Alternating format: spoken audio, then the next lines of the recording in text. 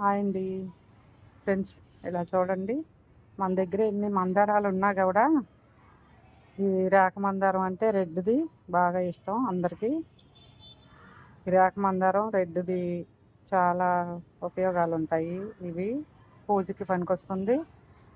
మళ్ళీ మనం ఆయిల్లో వేసుకొని కాసుకొని తలకు పెట్టుకుంటాము, కన్నాలో వాడతాము.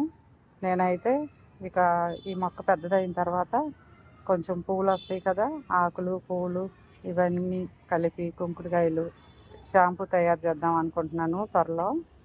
అందుకే ఈ మొక్క ఉన్నది మన దగ్గర డ్యామేజ్ అయిపోయింది. రెడ్ది ఉంది కానీ ఒకటి, అది కొంచెం ముద్దగా ఉంటుంది. అందుకని మళ్ళీ నేను రేఖది కావాలని ఇదే తెచ్చుకున్నాను. మొన్నే పెట్టాను చూడండి, మొక్కలు వచ్చేసాయి అప్పుడే. మందార మొక్క తొందరగా ఫ్లవరింగ్ వచ్చేస్తుంది.